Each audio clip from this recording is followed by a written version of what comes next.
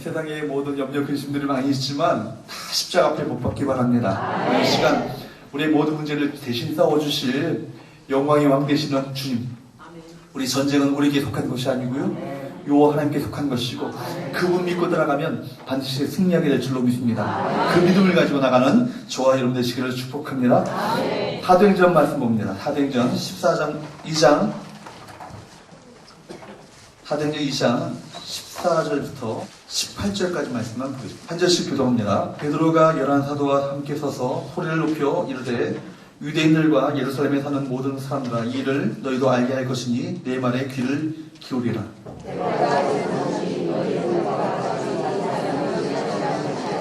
이는 곧 선지자 요엘을 통하여 말씀한 것이니 이르시되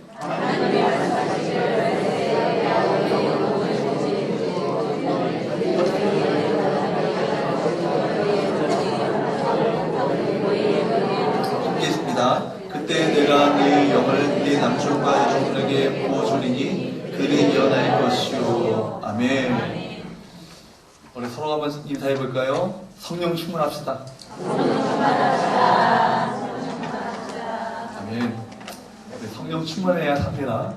성령 충만해야 승리합니다. 우리 주위에 보면은 원형으로부터 변질되는 모습들이 많이 있습니다. 특별히 우리가 하나님을 배우고 하나님의 말씀을 연구하는 신학이 많이 변질되어진, 원형이 많이 변질되는 모습들을 보게 됩니다. 현대신학의 많은 부분들이요 초대교회와 완전히 다릅니다. 초대교회가 붙들었던 많은 가치들이 지금은 중요하게 여겨지지 않는 가운데 있습니다. 초대교회를 배우는 것이 아니라 어떤 바로 주위에 있는 유명한 교회에 부흥한다고 하는 교회들을 배웁니다. 어느 교회 어떻게 하니까 부흥한다더라. 또 세상 사람들이 좋아하는 교회, 세상 사람들로부터 환영받는 교회가 이런 모습이다. 이렇게 이야기합니다. 거기에 바로 우리가 초점이 맞춰져 있는 것이죠. 여러분, 그러나 정말 우리 교회가 주님께서 원하시는 교회가 되기 위해서는 우리 주위에서 모델을 찾는 것이 아니라 바로 초대교회, 원형적인 교회가 어떤 모습인가, 이것을 우리가 주의 깊게 살펴봐야 할 줄 믿습니다. 정말 성도다운 성도, 정말 그리스도인다운 그리스도인이 되려면 정말 살아있는 하나님의 말씀에서 그 모델을 찾아야 우리가 우리 성도의 모습이, 진정한 모습이, 정체성이 회복될 줄로 믿습니다. 오늘 본문을 통해서 초대교회에 정말 주님께서 원하셨던 참된 모습을 발견할 수 있기를 축복합니다. 주님께서 원하셨던 그 성도의 참 모습을 우리 모두가 다시 한번 말씀을 통하여서 도전받는 이 시간 될 수 있기를 축복합니다. 성령 충만의 능력을 받았던 120명의 그 제자들이 이제 그날로부터 사방팔방에 복음을 전파하기 시작했습니다. 그러나 예루살렘에 있었던 유대인들은요, 변화된 예수님의 그 제자들, 좀 더 엄밀히 말하면 성령의 충만함을 받은 예수님의 제자들을 보고 다 깜짝 놀랐어요. 어떤 사람들은 예수님의 제자들이 술 취한 것 아니냐, 새술에 취했다, 그렇게 조롱하기도 했습니다. 베드로가 바로 그런 상황 속에서 그의 첫 설교를 시작합니다. 요엘 선지자를 통해서 주셨던 그 옛 말씀을 성령 강림이라는 이 놀라운 사건을 통해서 조명합니다. 어떻게 성령님으로 인해서 새로운 사람들에게 새로운 꿈과 비전들이 주어졌으며 주의 이름으로 부르는 자들에게 구원이 임하게 될 것인지를 선포합니다. 참으로 감격스러운 설교를 지금 하고 있는 것이죠. 그럴 때 이 설교의 내용보다 먼저 눈에 들어오는 구절이 있습니다. 2장 14절을 한번 보도록 합니다. 베드로가 누구와 함께? 11 사도와 함께 서서 소리를 높여 이르되. 여러분, 베드로가 혼자 이야기할 것이 아니라 누가 함께 섰다고요? 11 사도들이 함께 섰다는 거예요. 새로 뽑힌 마띠아까지 함께 군중을 향해 섰습니다. 만약에 제자들이요, 이 말씀을 여러분 주목해 보십시오. 이 말씀을 통해서 우리 만약에 제자들이 한번 생각해 보세요. 서로 설교를 하겠다고 나섰다면 어떻게 됐을까요? 혹시 베드로가 말하는데 그냥 옆에 서 있는 제자들이, 다른 제자들이 소외감을 느끼지 않았을까요? 베드로를 향한 시기와 질투가 혹시 그들 마음 가운데 있었지 않았을까요? 왜 너만 말하냐? 나도 말을 한마디 하겠다. 그렇게 느끼는 제자들은 혹시 없었을까? 주님 앞에서 치명적인 실수를 했던 이 베드로가 무슨 자격이 있길래 네가 먼저 그렇게 설교를 하느냐? 그렇게 말할 수도 있지 않겠습니까? 여러분, 하나님을 향한 헌신과 서로를 향한 신뢰가 이 11 제자들 가운데 있었다는 겁니다. 바로 그들이 하나가 되었어요. 서로 시기와 질투와 서로 갈라진 마음, 분열된 마음을 버리고 하나가 되어서 서로를 인정하고 서로를 세워주는 아름다운 이 파트너십이 그들 가운데 있었다는 것입니다. 주님의 십자가를 경험하기 전에는, 그리고 성령을 체험하기 전에는 그들이 서로 싸웠던 논쟁했던 것이 무엇입니까? 누가 천국에서 높으냐, 누가 천국에서 큰 자인가, 그걸 갖고 서로 다투고 싸웠던 사람들이 바로 예수의 제자들이었습니다. 그리고 서로 높은 자리를 탐냈지만 이제는 완전히 달라진 거예요. 자신이 베드로보다 얼마든지 뛰어나다고 생각할 수 있었지만 그들은 베드로의 리더십을 인정했고 기꺼이 순복할 줄 알았습니다. 그냥 서 있어도 절대로 초라하지 않았고 베드로의 설교는 혼자의 설교가 아니라 모두의 설교의 고백이 되었던 것입니다. 사랑하는 여러분, 우리 성원교회 우리 모든 성도들이 이와 같은 아름다운 모습이 있게 되기를 주님으로 축복합니다. 우리가 주님 앞에 갔을 때는요, 목사로, 장로로, 권사로, 안수집사로, 집사로 사는 것 아닙니다. 주님 앞에 섰을 때는요, 모두가 하나님의 아들이요, 딸이요, 성도로 사는 것입니다. 이걸 기억하기 바랍니다. 그렇기 때문에 우리가 서로 모든 마음 가운데 참 인간적으로 볼 때는 섭섭한 마음이 왜 없겠습니까? 그렇죠? 그러나 그런 마음들 다 내려놓으시고 우리가 주님 앞에 자녀로 존귀함을 받는 이 자녀로 선택받았다는 이 사실만으로도 감격하시고 감사할 수 있는 저와 여러분 되시기를 주로 축복합니다. 서로를 인정하고 서로 세워주며 서로 감싸며 서로 용서하며 서로를 품어주는 교회. 아멘. 아멘. 제가 우리 홈페이지에다가 우리 황익쌤한테 글귀를 써달라고 그랬어요. 그 표지에 어떤 홈페이지 들어가게 되면 뭐가 처음 나오냐면 사람을 살리고 사람을 세우는 교회. 아멘. 아멘. 아멘. 사람을 살리고 사람을 세우는 교회. 여러분, 이것이 우리 교회의 비전이 될 수 있기를 축복합니다. 아멘. 여러분, 정말 우리가 그런 아름다운 교회가 될 때 정말 우리 성원교회는 그 교회는 정말 사랑이 넘친다. 그 교회는 정말 겸손하게 서로를 세워주며 서로를 인정하며 서로를 품어주고 서로를 용서하며 서로를 감싸는 아름다운 모습이 넘치는 교회다. 그런 성리감이 얼마나 좋을까요? 아멘. 이미 그런 교회가 된 줄 믿습니다. 아멘. 여기 계신 분들은 다 그런 분들인 것 같아요. 제가 볼 때는. 아멘. 여러분, 오늘 베드로의 설교 사도행전 사건에서 여기 발견한 것은 또 무엇입니까? 참된 설교는 바로 성령님이라는 것입니다. 성령님이 하신다는 거예요. 여러분, 여기 놀라운 사실이 있어요. 베드로 한 설교의 내용은 정치나 경제나 철학이나 문학에 대해서 이야기하고 있지 않다는 거예요. 많은 설교가요, 세상 이야기합니다. 세상적인 많은 이야기들, 경영학적인 이야기들, 리더십에 대한 이야기들, 그거 들먹이면요, 그 교회가 좀 수준이 있다. 설교에 대해서 수준이 있다. 그렇게 인정하는 시대 가운데 있어요. 물론 그 당시에 그런 이야기를 할 만한 중요한 환경임에 조금 분명합니다. 정치적으로 굉장히 어려웠잖아요. 여러분, 유대 땅이, 이스라엘이 누구의 통치 아래 있었습니까? 로마 제국의 속국 아래 있었습니다. 로마 제국의 식민지 가운데 있었다는 거예요. 그렇기 때문에 정치적으로 굉장히 어려운 가운데 있었습니다. 또 경제적으로 굉장히 어려운 가운데 있었습니다. 그들은 결사대 젤로 땅, 그 열심당을 만들어가지고요, 조국의 광복과 독립을 위해서 투쟁하는 그런 운동들도 그들 가운데 있었던 그런 시대였어요. 그러나 그들의 우선순위는 그런 것이 아니었다는 것입니다. 바로 성령의 사건을 해석하는 것이 그들의 첫 번째 메시지였다는 것을 여러분 기억하기 바랍니다. 왜냐하면 주님께서 그렇게 약속하셨던 것이었고, 주님께서 그토록 강조하시는 것이었고, 마지막 주님의 그 다락방 설교 가운데 그토록 너희에게 성령이 보혜사 오실 것인데, 그분께서 너희들을 새롭게 할 것이고 변화시킬 것이고 이 땅을 변화시키는 믿음의 사람들을 바꿔놓을 것이다. 그 성령님을 너희가 기다리라고 약속하셨던 그 성령, 바로 그것을 바로 입을 열어, 성령을 받은 제자들이 그 입술을 열어 그 성령님에 대해서 증거하기 시작했다는 것입니다. 여러분, 이것이 첫 번째 메시지였어요. 여러분의 첫 번째 메시지는 무엇입니까? 어느 시장 가니까 뭐가 싸더라, 홈쇼핑에 뭐가 팔더라. 그게 혹시 우리 관심사 아닙니까? 우리 메시지가 아니에요. 여러분, 그들의 우선순위는 그런 것이 아니었다는 거예요. 바로 성령의 사건을 해석하는 것, 이것이 첫 번째 메시지였어요. 우리 직장 가는 거 참 중요합니다. 결혼하는 일 중요합니다.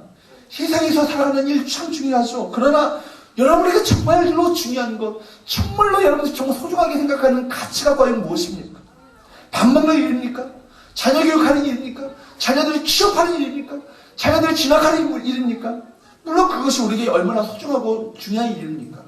그러나 정말로 우리에게 가장 소중한 일이 과연 무엇이겠습니까? 여러분의 인생에 있어서, 좁은 삶에 있어서 가장 중요하고 소중한 것이 있다면 과연 무엇이겠습니까? 과연 하나님은 여러분의 인생 가운데 가장 무엇을 소중하게, 중요하게, 가치 있게 여기시겠습니까? 여러분, 하나님의 생각이 여러분의 인생 가운데 우선순위가 되고 계십니까? 여러분, 정말 하나님의 그 우선순위가, 여러분의 우선순위가 정말 하나님 자신이십니까? 아니면 여러분의 문제입니까? 여러분의 우선순위는 성령님이십니까? 정말로 중요한 우선순위가 되고 계십니까? 많은 사람들의 우선순위는 무엇과 상관되어 있습니까? 자기의 이기적인 욕구와 관계되어 있습니다. 현실적인 문제가 우리 인생의 가장 우선순위가 되고 말았어요. 자기의 이기적인 생각과 관계되어 있는 것입니다. 이것을 제일 중요하게 여기는 거예요. 사랑하는 여러분, 저는 이 시간에 저와 여러분들이 정말 성령님이 우리 인생 가운데 우선순위가 되어주시고, 내가 정말 성령님과 동행하고 있는가? 내 마음은 성령님의 생각으로 가득 차 있는가? 성령님의 내가 통치와 다스림 가운데 있는가? 성령님으로 내 안에 충만히 거하여 계시는가? 내가 성령님의 능력에 힘입어 내가 이 땅을 살아가고 있는가? 성령님의 은사를 내가 받아 이 땅을 변화시키는 믿음의 삶을 내가 살아가고 있는가? 성령님의 능력으로 말미암아 한 사람 한 영혼을 내가 구원하는 그 믿음의 삶을 살아가고 있는가? 이것이 우리 삶의 우선순위가 될 수 있기를 주로 축복합니다. 여러분, 성령의 사건이요, 성령의 사건이 여러분의 인생에 가장 중요한 사건이 되길 바랍니다. 구원이 여러분에게 있어서 가장 중요한 사건이 되길 바랍니다. 전도하는 것이 여러분의 최고의 우선순위가 될 수 있기를 축복합니다. 시간 남으면 하고 여유가 있으면 하는 것이 아니라 내 삶의 가장 우선순위가 되어지고 가장 우선순위가 되어서 제 인생의 최종적인 목적, 최후의 목적, 제일 먼저의 목적이 되어서 바로 그런 삶을 살아가게 될 때 우리 삶을 통하여 주께서 그 삶을 기뻐하시지 않겠습니까? 그 삶을 주께서 가장 가치 있게 여기지 않으시겠습니까? 베드로는 일어서서 그가 첫 번째 한 설교는 자기를 위해서 한 설교가 아니라 성령님의 말씀에 의해서, 성령님의 감동에 의해서 한 설교였고, 설교의 주제는 바로 자기의 이기적인 목적이 아니라, 자기의 사사로운 주제가 아니라 주님께서 가장 원하시고 기뻐하셨던 그것을 선포하며 증거하는 바로 설교였다는 것입니다. 베드로는 외칩니다. 14절부터 16절까지 한번 보도록 할까요? 14절부터 16절까지 말씀 한번 읽어봅니다. 시작. 베드로가 11사도와 함께 서서 소리를 높여 이르되 유대인들과 예루살렘에 사는 모든 사람들아, 이 일을 너희로 알게 할 것이니 내 말에 귀를 기울이라. 때가 제3시니 너희 생각과 같이 이 사람들이 취한 것이 아니라 이는 곧 선지자 유엘을 통하여 말씀하시는 것이니 일렀으되. 여러분, 베드로가 지금 말하고 있는 이 시간 몇 시예요? 제3시. 제3시하고 그 각주가 있죠. 그죠? 1번하고 오전 9시. 유대인의 시각은요, 무조건 몇 시간을 더 하면 돼요? 6시간 더 하면 돼요. 무조건. 제3시면 9시. 제9시면 12시. 3시.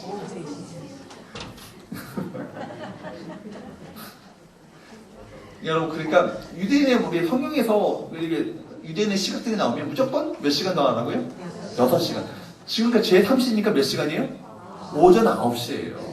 여러분, 지금 그러니까 세술에 취했다고 주장하는 무리들의 의심과 조롱과 경악에 대해서 베드로는 지금 몇 시기 때문에 오전 9시이기 때문에 당시 문화적인 관습상 그런 이런 시간에, 그것도 다른 때가 아니는 오순절에 취하는 것은 전적으로 불가능하다, 이렇게 말하면서 그들이 자신들이 세술에 취한 것이 아니라 무엇이라는 거예요? 성령의 도래를 예언했던 요엘 선지자의 2장의 말씀, 이 말씀이 성취된 것이다, 이것을 말씀하고 있는 거예요. 여러분, 첫 번째, 그렇기 때문에 언제 우리가 성령을 우리 가운데 부어주십니까? 말세에 성령을 부어주세요. 여러분, 다시 한번 보도록 합니다. 다시 한번 보게 되면 17절 한번 보도록 할까요? 17절 시작. 하나님이 말씀하시기를 말세에 내가 내 영을 모든 육체에 부어주리니 너희 자녀들은 예언할 것이요 너희의 젊은이들은 환상을 보고 너희의 늙은이들은 꿈을 꾸리라. 아멘. 하나님이 말씀하시는데요. 언제요? 말세. 여러분, 이 말세라는 것은요, 모년, 며칠, 이것을 어느 한 날을 지칭하는 것이 아니라 언제예요? In the last days라는 말이에요. 그러니까 마지막 날이라는 복수로서 마지막 때라는 얘기예요. 마지막 때. 마지막 때라는 얘기는 예수 그리스도의 승천으로부터 언제까지예요? 예수 그리스도의 재림 때까지. 그러니까 오순절 마가 성령의 강림의 역사는요, 하나님의 예언에 성취했던 것입니다. 마가다락방에서 열심히 기도했던 120명이 놀라운 성령의 충만함을 받게 된 것은 갑자기 일어난 사건도 아니고요, 우연하게 일어난 사건도 아니고 이미 성경 가운데 이미 예언했던 예언의 성취라는 것입니다. 오래전에 하나님께서 계획해 오셨던 사건이었고 하나님의 계획에 따라서 오순절 날 이 역사가 나타나게 되었던 것입니다. 근데 어떤 정신없는 사람들은요, 이미 오순절 성령의 역사는요, 하나님의 성령에 따라서 이미 계획에 따라서 성취되었기 때문에 더 이상 일어나지 않는다, 이렇게 말하는 신학자들도 있어요. 어처구니가 없는 사건이죠. 일들이죠. 절대로 그렇지 않습니다. 우리가 중요한 사실을 잊어서는 안 되는 거예요. 성령의 강력한 역사는 앞에서 말씀드린 것처럼 말세, 즉 예수님께서 다시 오실 때까지, 언제까지요? 다시 오실 때까지 계속적으로 일어나는 거예요. 믿으십니까? 아멘. 성령의 역사는요, 초대교회 시대에만 일어난 것이 아니라 주 2000년이 지난 지금도 오늘날에도 얼마든지 그 똑같은 역사들이 일어날 수 있다는 것을 믿으시기 바랍니다. 오늘 우리 한국에서 뿐만 아니라 저 공산주의 국가인 중국 땅에서, 아프리카에서, 남미에서, 인도네시아에서, 전 세계에서 일어나고 있어요. 여러분, 아프리카가 지금 엄청난 부흥의 불길이 일어나고 있습니다. 라인하르트 본케 같은 그 위대한 그런 부흥사들은요, 나이지리아 같은 그 사막 땅에서 복음을 전하는데요, 거기에 몇 명이 모이시지 않습니까? 200명, 300만 명이, 200명, 300명이 아니라 200만 명, 300만 명이 모여요. 끝이 보이지 않는데요, 거기서 말씀을 증거하는데 놀라운 역사들이 일어납니다. 안진미가 일어나고요, 눈먼 장님이 눈을 뜨고요, 암 구치병에 걸렸던 사람들이 낫게 나음을 받게 되고요, 심지어 죽었던 사람도 살아나는 역사가 나타나요. 여러분, 이것은요, 정말 성령의 역사가 아니어서는 일어날 수 없는 일들이에요. 그리고 이 성령의 역사는 앞으로도 계속될 것입니다. 언제까지 계속됩니까? 주님 다시 오실 때까지. 여러분, 지금이 바로 성령께서 역사하시는 시대이심을 믿으시기를 축복합니다. 지금이 성령의 능력으로 말미암아 정말 하나님의 은혜를 받을 때임을 바로 여러분 기억하십시오. 지금이 보라, 은혜 받을 때라고. 은혜 받을 때라고. 우리 시대가 말씀이면서 성령의 시대이기 때문에 바로 이 시대에 우리가 경각심을 가지고 끼워서 기도해야 할 때인 줄로 믿습니다. 저는요, 정말 이 시대가 물론 예전에도 지진이 일어났고, 그죠? 예전에도 많은 기근이 일어났었지만 이 빈도가 점점 강해진다는 거예요. 20세기, 21세기 들어와서 점점 지진의 강도가 점점 강해지는 이유가 무엇입니까? 여러분, 주님 오실 때가 임박해 왔다라는 거예요. 동성애가 이때까지 법으로 제정된 적이 없었던 시대입니다. 역사가 있습니다. 그러나 동성애를 아우러 법제화시키고 동성애를 오래 반대하면 법으로 처벌받는 시대 가운데 임하게 됐어요. 성적인 타락이 가장 극악에 치닫는 시대로 향하고 있습니다. 더 희망적인 소식이 뭐냐면 이때까지 98년도 이전까지는요, 라이프 인터라는 그를 비롯한 선교학자들이 전 세계의 어떤 그런 선교를요, 그냥 이렇게 선교를 그냥 했었는데, 우리가 정말 보다 전략적으로 미전도 종족과 이미 전도된 종족을 분류해가지고 체계적으로 미전도 종족에게 복음을 전하자 하니까 전 세계의 어떤 그 종족들을 분류해보니까 24,000개의 종족으로 분류될 수 있어요. 24,000개에서 12,000개의 종족이 이미 전도가 되었고 12,000개의 종족들이 아직 미전도 종족이라는 거예요. 그러니까 미전도 종족을 더 체계화시켜서 그들에게 복음을 전하자 시작해서 1998년부터 미전도 종족들에게 집중적으로 선교사들을 파송하고 그들에게 보러 성경 번역의 어떤 그런 사역들을 집중적으로 그들을 행하게 됩니다. 그러니까 2003년도가 지나니까 4년 만에, 5년 만에 몇 개를 준지 아시나요? 12,000개의 그 미전도 종족이요, 6,000개를 줬어요. 별로 안 놀라십니까? 2006년도에 다시 쟀는데요. 2006년도에 미전도 종족의 숫자를 재니까 몇을 줄었을까요? 6,000개에서 3,000개를 줄었어요. 선교학자들은요, 2020년 혹은 2025년 이 사이쯤 정도면 거의 미전도 종족의 숫자는 없어질 것이다. 미전도 종족의 숫자가 없어진다는 것은 뭘 의미합니까? 제가 지금 2단으로 올릴 수도 있는 위험한 발언을 하고 있습니다. 뭐 그때 우리가 꼭 주님 오신다는 건 아니겠지만 이런 징조가 있다니 어쩌면 우리 계신 분들 다 살아서 주님 이 땅 가운데 강림하신 것을 볼 수도 있다는 거예요. 이 믿음을 가지고 우리가 사야 되는 거예요. 그렇다면 우리가 이 시대에 그냥 그렇게 살아서는 안 될 것 같아요. 아니, 어쩌면 지금 오실 수도 있어요. 우리가 그때를 알 수가 없는 거잖아요. 아까 우리가 뭐 집사님 인하실 때 주님 오실 때 나팔 불 때 나의 이름이 호명될 사람 손 들어보시라고 그랬잖아요. 근데 여기서 몇몇 사람만 휴거되고 저는 여기 남아있고 그러면 얼마나 끔찍하겠습니까? 그 생각을 해보면요, 소름이 오싹 돋습니다. 그죠?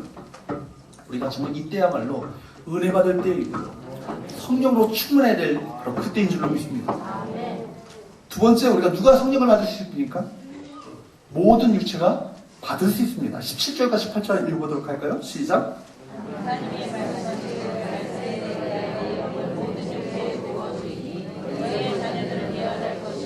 너의 젊은이들은 환상을 보고 너의 늙은이들은 꿈을 꾸리라. 그때 내가 내 영을 내 남종과 여종들에게 부어주리니 그들이 예언할 것이요. 17절에요.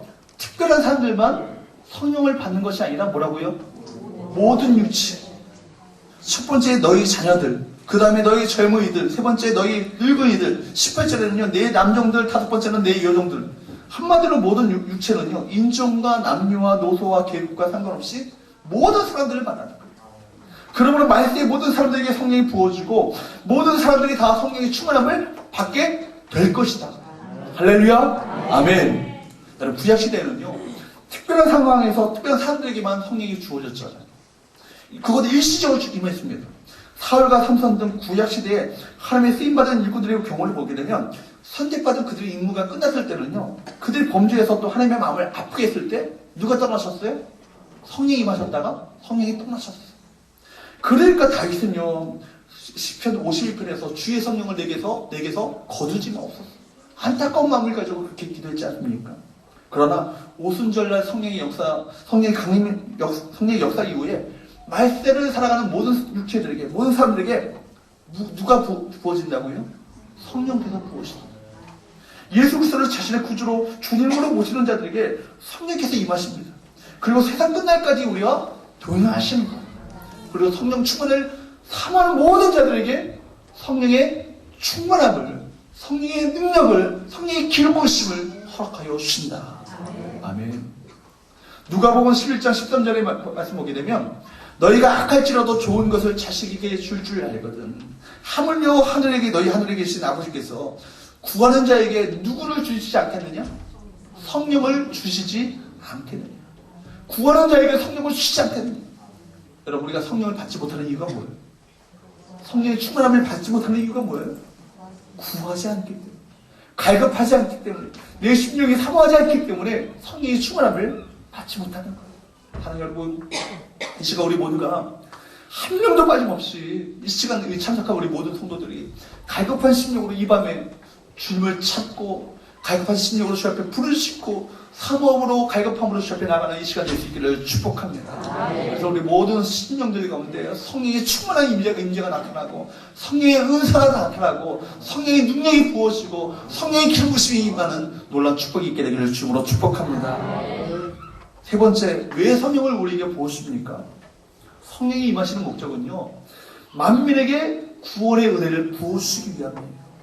성령으로 말미암지 않고는 우리가 예수 그리스도를 알 수 없는 거예요. 고린도전서 12장 3절에 이렇게 말씀하지 않습니까? 그러므로 내가 너에게 알리노니 하나님의 영으로 말하는 자는 누구든지 예수를 저주할 자라 하지 아니하고 또 성령으로 아니하고는 누구든지 예수를 주시라 할 수 없느니라. 성령께서는 사람들로 하여금 예수 그리스도를 믿게 하여서 구원을 완성시키는 분이 누구세요? 성령님이세요. 그렇다면 성령을 우리 가운데 충만히 부어주시는 목적은 뭐예요? 사람들로 하여금 예수 그리스도를 믿는 것 그 자체에서 그치는 것이 아니라 예수 그리스도인들에게 모든 은사와 권능으로 무장시켜서 천국 복을 온 세상 가운데 증거케 하도록 만드시기 위해서 성령으로 우리를 충만케 하시는 거예요. 능력이 있는 그리스도인으로서 그리스도의 증인 되어지는 증인 자체가 바로 승리자 아닙니까? 바로 목숨 걸고 주의 복음을 증거하는 증인으로서의 삶을 살도록 만드시기 위해서 성령의 충만함을 부어주신 것입니다. 그러므로 사도행전 1장 8절에 오직 성령이 너희에게 임하시면 너희가 권능을 받고 예루살렘과 온 유대와 사마리아와 땅끝까지 이르러 내 증인이 되리라. 할렐루야. 증인이 마터라는 말인데요. 마터라는 말이 뭡니까? 바로 순교자라는 얘기예요. 증인이, 초대교회는요, 증인 된다는 것 자체가 바로 순교자라는 의미를 갖고 있는 거예요. 내가 증인으로 살겠다는 얘기는 주님을 위해서 내가 죽겠다는 겁니다. 주님을 위해서 내가 생명을 걸겠다는 얘기예요. 왜 오늘날의 교회가 힘을 잃어버렸습니까? 주님을 위해서 목숨 걸지 않기 때문입니다. 왜 오늘날의 그리스도인들이 이 땅 가운데 많은 사람들로부터 조롱거리가 되고 말았습니까? 주님을 위해서 생명 걸지 않기 때문입니다. 여러분, 내가 사유할 때 내 안에 그리스도께서 떠나십니다. 성령께서 소멸하십니다. 그러나 나는 죽을 때 누가 살아요? 예수님이 사시는 거예요. 내 안에 성령께서 사시는 거예요. 사랑하는 여러분, 따라해봅시다. 나는 죽고 예수로 살겠습니다. 아멘. 아멘. 여러분, 엄청난 고백하신 거예요, 지금. 저는 엉겹기를 했는데요. 그렇게 말았었어요. 이미 고백하셨어요. 아멘. 성령께서는요, 우리로 하여금 성령의 능력을, 성령의 은사를 자랑하도록 성령을 충분하게 부어주시는 것이 아니라 오히려 성령의 능력으로 바로 예수 복음, 십자가의 복음을 만민에게 전하도록 하기 위해서 우리에게 성령을 부어 주시는 것입니다. 그러므로 초대교회 성령의 충만함을 받았던 120명의 제자들은요, 성령 충만을 받은 것을 자랑하지 않았어요. 이걸 자랑하고 과시하는 것이 아니라 사방팔방으로 내가 성령 받았다라고 떠들어댄 것이 아니라 오히려 복음의 전사들이 되어서 복음의 나팔을 불었습니다. 복음의 목숨을 걸고 생명을 거는 위대한 믿음의 사람들로 바뀌게 되었습니다. 비록 그들에게 특별하게 소유한 물건도 물질도 어떤 내세울 만한 무기도 특별한 백도 없습니다. 하지만 그들은 성령의 능력을 받고 복음을 전하기 위해서 사방팔방 뛰쳐나갔습니다. 그러므로 성령의 능력을 받는 사람은요, 교회 안에서만 있는 것이 아니에요. 정말로 은혜를 체험하고 은혜를 경험한 사람들은요, 그 입술을 열어서 내가 만난 예수님, 내가 체험한 정말 주님, 내가 만난 정말 주님의 그 놀라운 은혜를 간증하며 전하며 사는 그 복된 삶을 살게 되어 있습니다. 어떤 목사님은요, 바로 성도들 정의하기를 성도들은 미사일이다.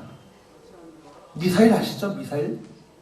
교회를 그리고 미사일, 교회를 가리켜서 미사일 발사대다. 이렇게 불렀습니다.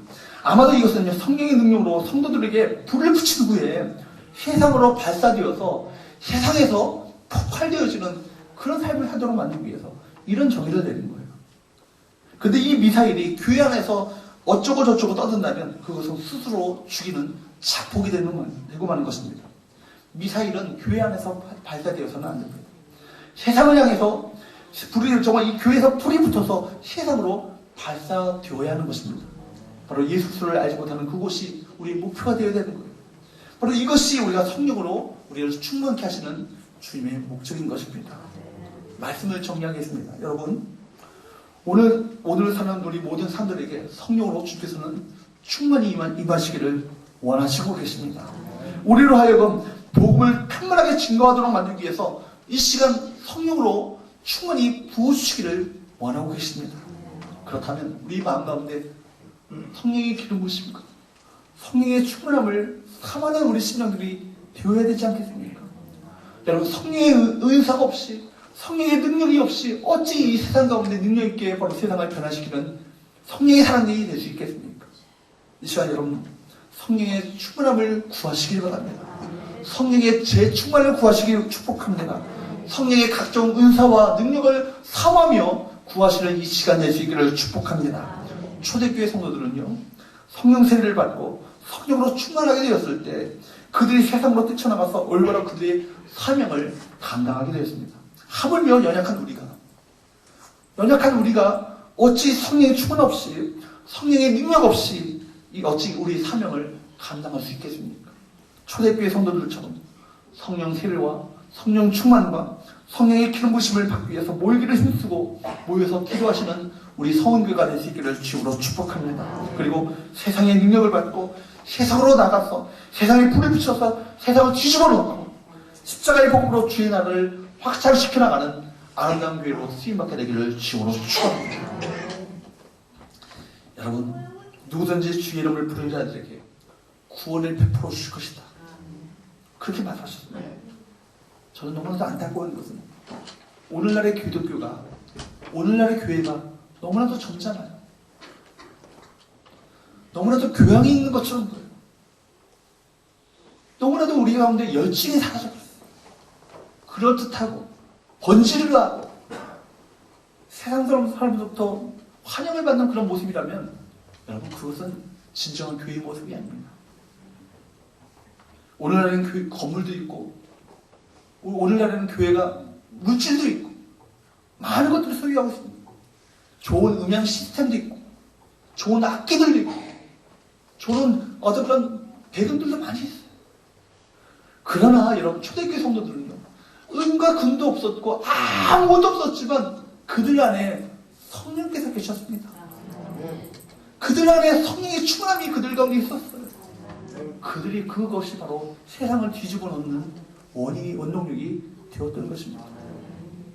교회에서 할 수 있는 프로그램, 오로지 오락 프로그램과 게임 프로그램이나 서로 인간들끼리 먹고 마시며 즐거운 것들로 교회 안에 가득 차버린다면 그것이 어찌 교회가 있습니까?